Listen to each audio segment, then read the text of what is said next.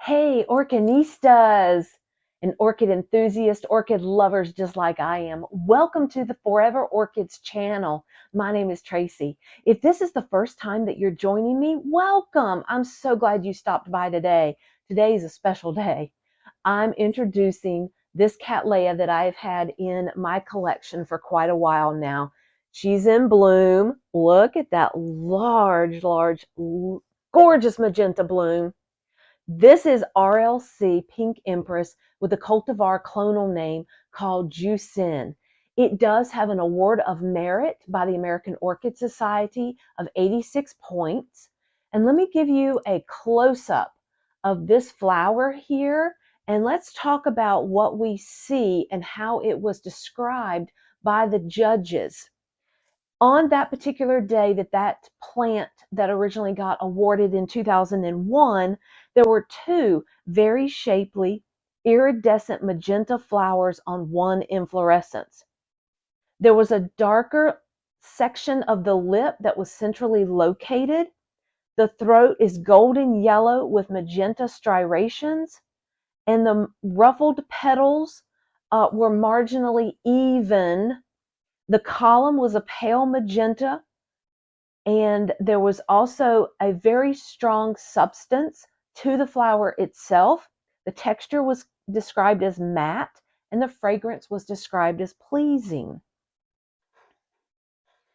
Now, this plant is a cross of a Mount Hood crossed with Bryce Canyon. Bryce Canyon, if memory serves me right, is a large magenta, kind of reddish, probably described more reddish, and then Mount Hood.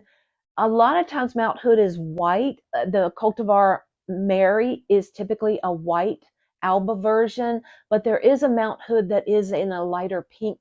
I'm imagining maybe that's what was crossed with Bryce Canyon to get this gorgeous pink empress flower here. Now, I would describe the fragrance just a lovely, sweet, rosy Cattleya smell. There's that's the way I would describe it.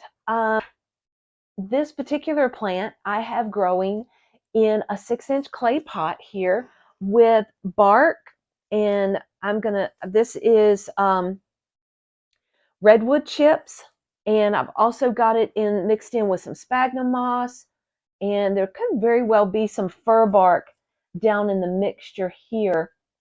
This year I've had a lot of new growth. That sea kelp that I was using early in the growing season really helped this plant take off.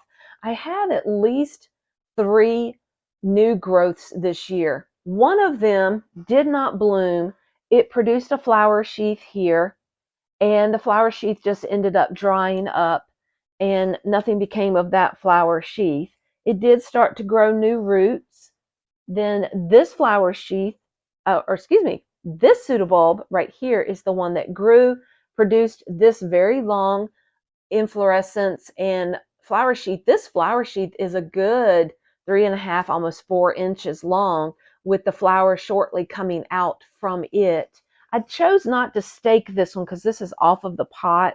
Just makes it a little bit harder to stake the flower. Would have looked better for presentation purposes. Then there's also a new growth coming up right here in the center, and it is still growing. And let's see here. I don't know that. I don't think it's tall enough quite yet to see a flower sheath in it yet. It might still go on and mature during the winter and go ahead and bloom for us.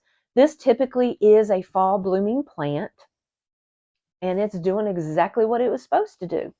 Now, I've only been in the home that I'm in not quite a year, only about 10 months. 10, yeah. We moved in December 23rd, right before Christmas of 2022. So the plant hasn't really gotten adjusted. It hasn't had a full year in this environment. And I did when I first moved in, I had to get adjusted to my new and growing environment. So I put these in a southern window, very large. It's like 80 inches wide by ever how tall it is. And I put my orchids there, and I started to get some sunburn on them as well. I this year have lost one leaf off of a back bulb. That was really interesting. I can put up a picture of that. It was really kind of odd to me how it did not start from the tip. Like a lot of times you'll see they'll start from the tip and they'll evenly yellow down the leaf. This one yellowed on the side, turned brown before the other side. It was really strange. So I don't know if this plant has a virus or if this is just a lot of sunburn damage. I really think it's a lot of sunburn damage. And then, of course, the cats. The cats have chewed on my orchids, so that is not good at all. But I just wanted to introduce you to this wonderful Cattleya RLC Pink Empress Juice Sun with an American Orchid Society Award of an AM. Until next time, guys, happy orchid growing. Bye.